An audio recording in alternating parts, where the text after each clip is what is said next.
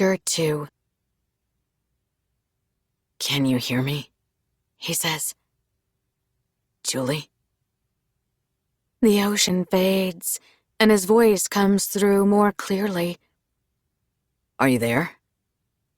I blink off raindrops. I must have played one of his voicemails by mistake, but I thought I deleted them this morning. "If you can hear me, say something. Let me know if this is you." I don't remember that line from before.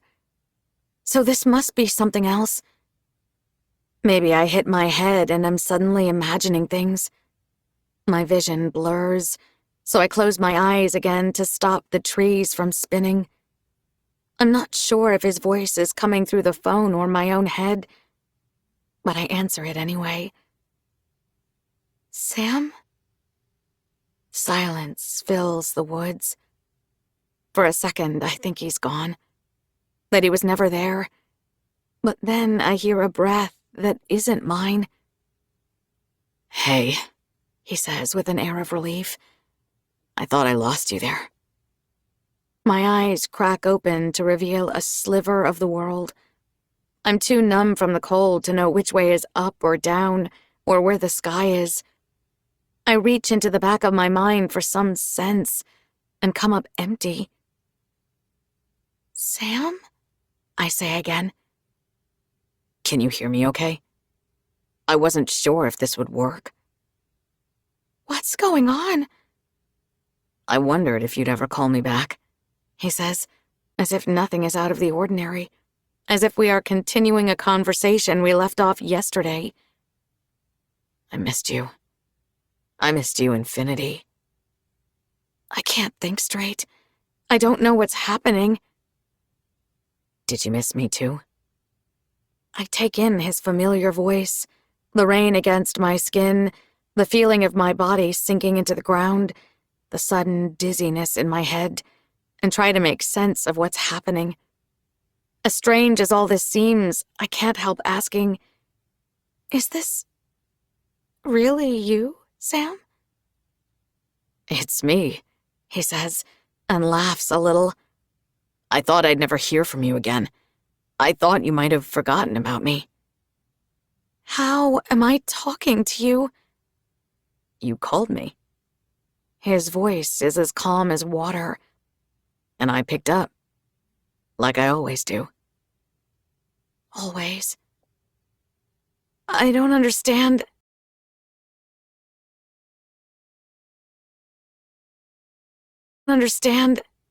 How is this possible? The line goes quiet. Raindrops roll off my skin like sweat. Sam takes a moment to respond.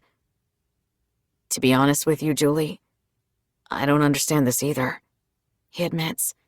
"I don't know how this is happening right now. Just know that it's really me. Okay?"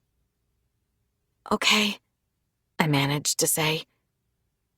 I decide to go along with this, let his voice cover me like an umbrella, even though this can't be real. I feel my mind slipping and myself sinking deeper into the earth as I hang on to Sam's voice like a rope, even though I don't know where it's coming from.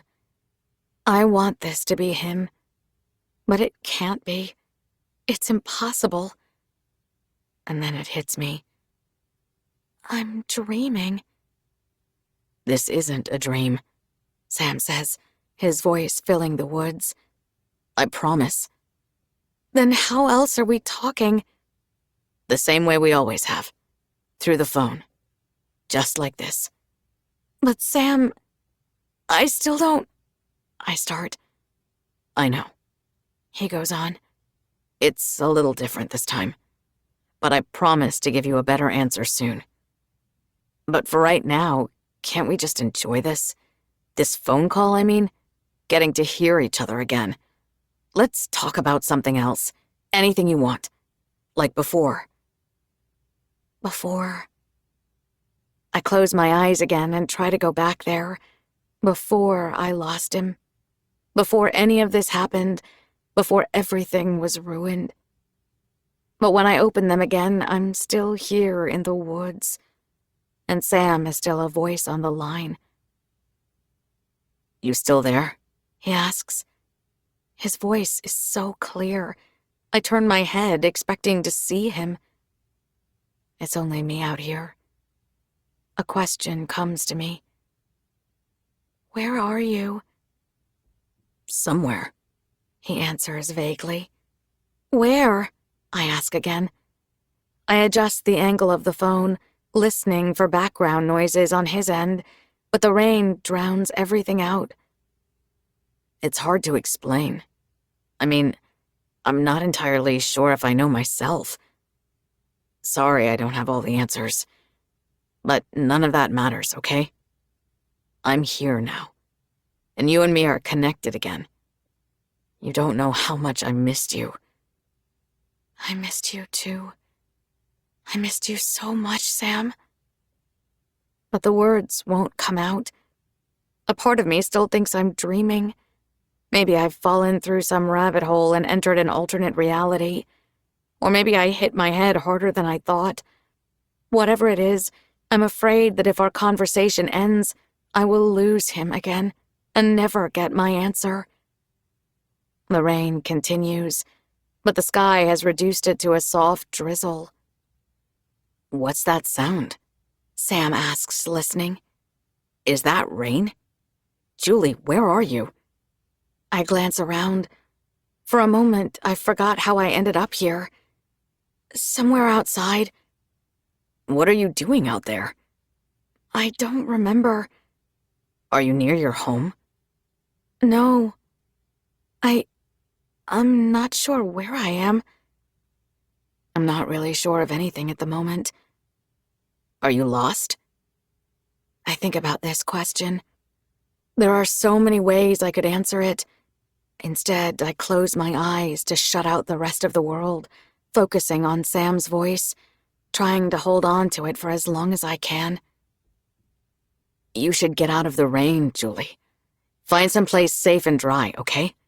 Sam says, "and as soon as you do, give me a call back." My heart jolts, and I open my eyes. "Wait!" My voice cracks. "Please don't hang up!" I'm not ready to lose him again. "Don't worry. I'm not going anywhere," he says. "Get somewhere safe and call me back. As soon as you do, I'll pick up. I promise." He's made promises before that he didn't keep. I want to refuse, but I can't seem to speak. I wish I could keep him on the line forever. But Sam repeats these words over and over until I start to believe them. "As soon as you call me back, I'll pick up." I can't stay out here forever. I'm drenched, and I'm beginning to lose the feeling in my hands. I need to get out of these woods and out of the cold before the sun goes down and I can't find my way back. I don't remember how the call ended or what happened after. That part remains a blur in my mind, like a missing page from a book. All I know is that I kept walking until I made it out of the woods and found the main road again. It's late evening by the time I reach town. I hurry along wet sidewalks, passing beneath store canopies to avoid the rain. The lights from the diner where I met Mika this morning are off, but the cafe down the street is still lit up. It is the only light on for blocks. I cross the street and make my way inside. Even at this hour, the place is half filled with students from the university, coupled together beneath Moroccan lamps. Raincoats hang over the backs of bar stools. Laptop screens illuminate blank faces. I make my way toward a table in the back without ordering anything. Once I settle down, I turn my chair away from the others and face the window. There are no mirrors in this cafe, so my pale reflection in the glass catches me by surprise. I blow out the tea candle, and the image of me vanishes. I run a hand through my wet hair. My clothes are dripping onto the hardwood floor. Maybe I should have wrung them out a little before I came in. Thankfully, this corner of the cafe is dark enough to keep me unnoticed. I take a few deep breaths to calm myself and glance around the room. The woman at the table near me is reading a book. I don't want her to overhear the phone call, so I wait a little. She is sitting alone, dressed all in black, and I wonder if she works here. Maybe she's reading on her break. She sips her tea slowly, making me anxious. It isn't until she gets up to leave that I breathe easier. I pull out my phone. It's almost 9. How did it get this late? This is the first I've been aware of the time since I left the house. There are no new messages or missed calls. I guess no one noticed I was gone. I set my phone down on the table and pick it up again. I do this several more times until I lose count. The smell of caffeine and chai singes my nose. Now that I've made it out of the woods and I'm thinking more clearly, the thought of calling Sam again seems ridiculous. Whatever happened out there was probably all in my head. At least, I think so. Have I completely lost it? I must have, because I pick up the phone again and dial his number. The call goes through. I hear the first ring and hold my breath, but he picks up almost instantly. Hey, I was waiting for you. The sound of his voice floods me with relief. I bring my fingers up to my mouth to contain a sound. I don't know whether to feel confused or relieved or a mixture of both. Sam. I say his name without thinking. I wasn't sure if you'd call back, he said. Thought you might have forgotten. I didn't forget. I wasn't sure where to go. Where did you end up? I turn my head and look up at the stained glass transom above the door without thinking. From inside the cafe, the mosaic letters reflect backward in gold and blue lantern light. Sun and Moon? The cafe where I used to work? He asks. I almost forgot. It's been a while since I've been back here. Sam goes quiet for a moment, and I feel him listening to the background noises through the phone. Suddenly, I become aware of them too. The sound of stools scratching against wood floor, the clink of a spoon on a ceramic plate, the low murmurs of a conversation from across the room. That's where I first talked to you. You were sitting in the back of the cafe. Do you remember? My mind flashes back to that day. A black apron, the steam from a warm latte, a paper lily on the front counter. Sam brought over my drink before I could order, and we talked for hours. That was almost 3 years ago. This is the same table, isn't it? The one in the back by the window. I almost didn't notice. You used to order a honey lavender latte. I still remember. You never order that anymore, though. You drink coffee now. At least, you try to, he says with a laugh. It feels like yesterday we were sitting here together, but I can't think about this right now. Sam, I say to bring him back. Remember that time you wanted an espresso to finish your paper, but I said it was way too late for that? He goes on, almost reminiscently. You kept insisting, so I made it anyway, and you couldn't sleep the entire night. You got so mad at me. I wasn't mad at you. I was just cranky. Remember the concert that night I got my guitar signed? We ended up at the cafe too, isn't that right? We shared one of those half-moon cookies. You know, with the white icing? The ones you said don't look like moons at all. Remember that? Of course I remember. The memory is fresh in my head, sending a flutter to my stomach. I was wearing his denim jacket, the one I threw out this morning. We were soaking wet from the rain, exactly like I am right now. My heart is pounding. Why is he bringing these things up again?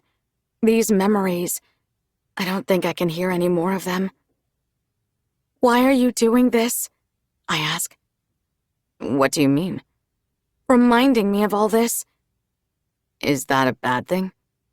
Sam, I start. Something interrupts me. A shoulder with black sleeves emerges as someone pulls a chair around, taking the table behind me. At the same moment, the door swings open as another couple comes in, folding down an umbrella. It's getting too crowded in here. I turn back to face the window and lower my voice. I wish you could tell me what's going on, I say. How do I know if this is real? Because this is real. I'm real, Julie. You just have to believe me. How do you expect me to do that? I feel like I'm going crazy. You're not crazy, okay? Then how am I talking to you?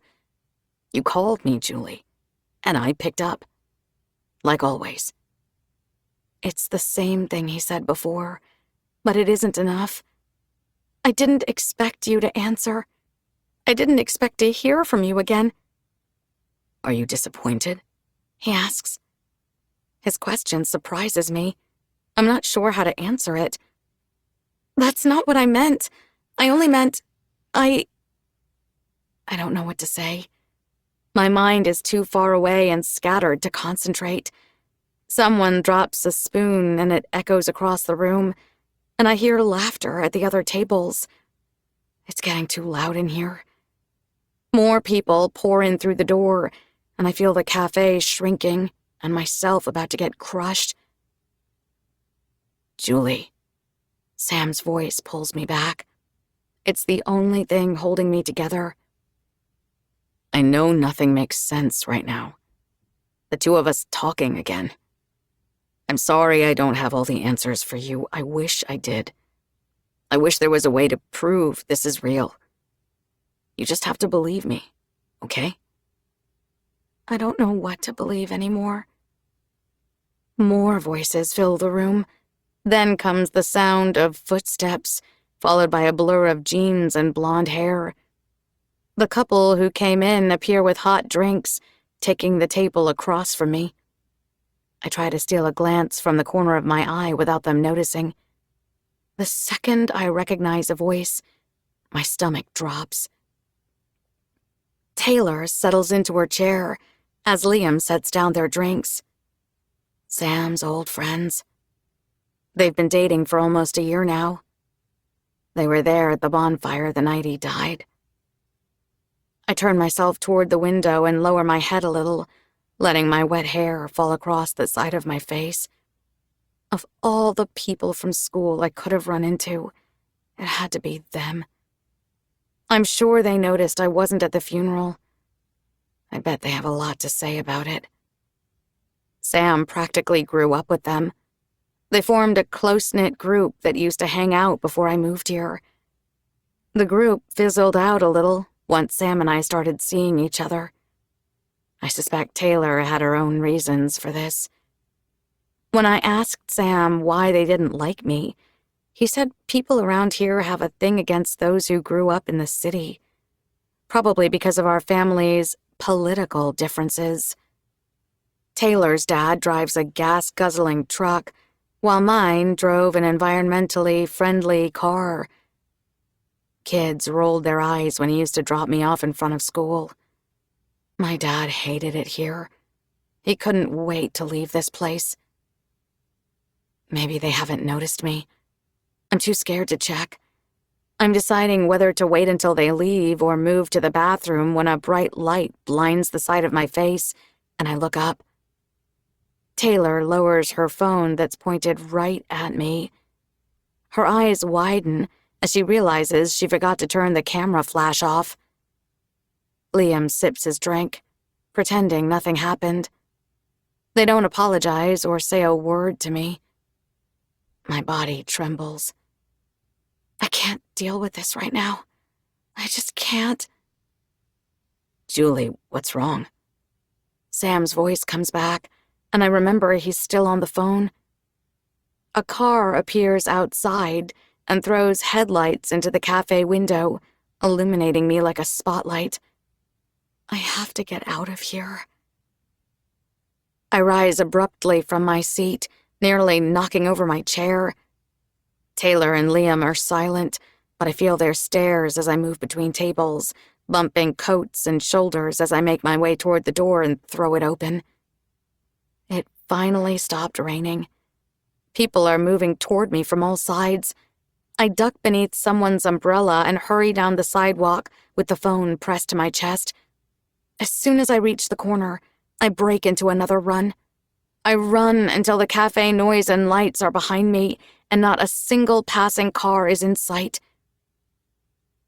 A single street lamp barely lights the side of the block as I lean against it. The bulb flickers above me as I catch my breath. I remember Sam is still on the line. I put the phone back to my ear. "Julie, what's wrong? Where did you run off to?" My head is pounding. I don't know what to say, so all that comes out is a breathless, "I don't understand what's happening to me." I am never like this. Even when Sam died, I held myself together. "Julie, are you crying?" It isn't until Sam asks this that I realize I am, and I can't stop. What's wrong with me? What am I doing out here? Nothing makes sense anymore. Sam's voice softens. "I'm sorry. I really thought that if I picked up, everything would be better. This is all my fault. I wish I could fix this." I take in a deep breath and say, "Please tell me what's going on, Sam. Tell me why you picked up." There's a long silence before he finally answers this. He says, "I wanted to give us a chance to say goodbye." I nearly crumble to the floor. There's a lump in my throat that makes it almost impossible to speak as I fight back more tears. "But I never wanted to say goodbye," I manage to get out. "Then don't. You don't have to, okay? You don't have to say it right now." I wipe my eyes and keep breathing. "Listen," Sam says after a moment. "How about this? Let me show you something. I think it'll make you feel better, okay?" Before I ask what it is, he says, "Just trust me." Trust him. I don't think Sam realizes how much trust I'm already giving him by staying on the phone. I don't know what else to say, so I say nothing at all. I stand there in silence beneath the light of the lamppost as I hold on to Sam's voice and tell myself everything is okay when I'm no longer sure what's real and what isn't anymore. I take back what I said earlier about the lake. This is the last place I expected to end up tonight. Sam's driveway is empty of cars. Not a single light shines from the windows of the house. His family must be staying with relatives outside of town. I'm not sure what I'm doing here. Sam asked me to come get something he's been meaning to give me. "Trust me," he kept saying. There is a spare key taped beneath the mailbox, just like he told me. I find it and open the front door, hoping no one's inside. It's too dark to see anything. The scent of flowers and incense overwhelms me. I step over his little brother's shoes as I feel around for a switch. A single lamp flickers on and I look around. The living room is filled with flowers that are beginning to wilt. A beautiful wreath of chrysanthemums hangs near the mantel. This must all be for Sam. Sam's voice comes on the line. "Is anyone home?" he asks me. "I don't think so. It's too quiet in here." "That's weird. Where is everyone?" "There are a bunch of flowers for you, though," I tell him. "The house is full of them." "Flowers?" Sam repeats, a note of surprise in his voice. "Interesting. Are yours there too?" "Mine?" I look around the room anyway, knowing full well nothing here is from me. Not even a card. A knot of guilt forms in my chest, and I feel terrible again. I don't see them here, is all I say. I'm sure my mom kept them somewhere else, Sam says. Maybe. I don't want to be in here anymore, so I take my shoes off and head upstairs. It's so strange to be alone in the house. I tiptoe past his little brother James's room, even though he isn't there. Maybe it's out of habit. Sam's room is at the end of the hall. His door is covered with band logos and NASA stickers. The doorknob is cold to the touch. I take a deep breath before I twist it open. I don't need to turn on the light to know something is different. The curtain is drawn, giving me enough moonlight to see the boxes in the room. Some of the shelves have been cleaned. It looks like Sam's parents have started to pack things, leaving only the bed sheets and the smell of him. I take another breath. I never thought I would be back here again. You still there? Sam's voice brings me back to him. Sorry if my room's a mess. He always said this right before I came in. What am I looking for? It should be somewhere on my desk, Sam says. I wrapped it up for you. I go through his desk, behind the computer, under folders, in the drawers, but nothing's there. Are you sure? Try the middle drawer again. Nothing's there, Sam, I tell him. I glance around the room. It might be in one of the boxes. What boxes? I almost don't want to tell him. There are boxes in your room. I think your parents are packing things up. Why would they do that? I give him a moment to think this through. Oh, right. I guess I forgot for a second there.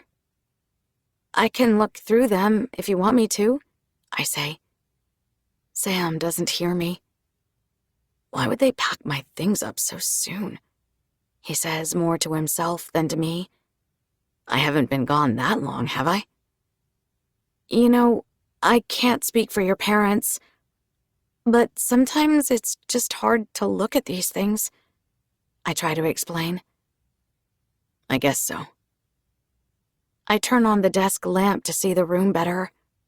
The boxes are half filled with Sam's clothes, books, CDs and record collection, and rolled up posters. So many things I thought I'd never see again. I suddenly remember the things I threw out this morning. Here they are, right in front of me. Sam's Radiohead t-shirt, his Mariners hat that he bought when we were in Seattle, even though he knows nothing about baseball. It all still smells like him. For a second, I forget what I'm even looking for. Did you find it yet? Sam asks again. I open another box. This one's full of recording equipment. Sam must have spent the last 6 months saving up for this microphone. He always talked about recording his own music. I told him I'd help him with lyrics. Sam wanted to be a musician. He wanted his song to play on the radio someday. He wanted to make it in the world. Now he'll never get the chance. I find the gift eventually. It's wrapped with magazine pages and filled with tissue. It's heavier than I expected. What is it? Just open it, Jules. I tear it open, letting the wrapping paper fall to the rug. It takes me a second to realize what this is. Wait a second. I turn it over in my hand, trying to make sense of what I'm holding. The winged bookend. The same one I threw out this morning. But it can't be. Sam, where did you get this? At the antique shop. It's the other half you were missing. I examine it closely. He's right. This isn't the same one I kept in my room. It's the long-lost half we couldn't find. But I thought someone bought it by the time we came back. That was me. What do you mean? That's the surprise. Sam says with a laugh. I went back and got the other piece for you. I let you think it was gone. That way it would be more special when you finally get to put them together. When the wings are complete, it's pretty romantic, right? Except I don't have the other wing anymore, because I threw it out, and now the two pieces will never be reunited. I can't believe I ruined his gift. I ruined everything.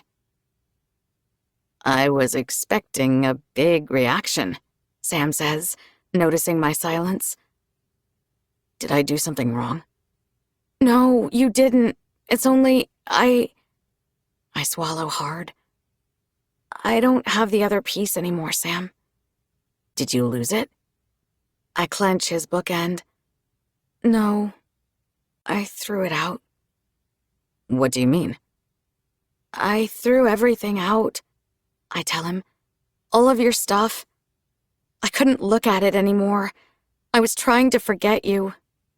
I'm so sorry, Sam. Silence fills his room. I know he's hurt by this, so I tell him, I tried to get them back, but it was too late. Everything was already gone. I know, I'm terrible. I'm sorry. You're not terrible, Sam says. Don't say that. I'm not mad at you, okay? My eyes water again. But I ruined your gift. You didn't ruin anything. You can still keep it. It'll be like before. Before? What does he mean by that? There's no going back there anymore. But the rest of your things are still gone. I'll never get those back again. Sam thinks about this. Well, how about you take something else of mine? Anything you want from my room. I had already thought of this, but I was afraid to ask. Are you sure? Of course. Anything at all, he says. I want you to have it. I keep him on the phone as I go through the boxes again. This is so strange, a complete reversal of what I was doing this morning. I take the Radiohead t-shirt and a few other little things, a guitar pick, band bracelets, the hat he bought on his trip to Tokyo. Then I head to the closet and slide it open. There are still some clothes hanging, but I find it immediately. There it is. His oversized plaid button-down shirt. Sam wore it almost every day, regardless of the season. I guess even his parents couldn't throw it away. I take the shirt from the hanger and put it on. For a brief second, I feel his hands on me, but it's only in my head. I wipe my eyes with his sleeve. After a moment, I walk over to the bed and lie down. The phone feels warm against my cheek. It's been a long day and an even longer week, and I don't realize how exhausted I am until my body rests on the mattress that feels as safe as my own. Sam tells me I can stay in his room as long as I need. I don't even have to say much. I just stay on the phone, listening, and feel him there on the line with me. After a moment, almost out of the blue, Sam says, "I'm sorry." For what? I ask him. For all of this. At first, I still don't know what he is apologizing for. But then I realize what he meant.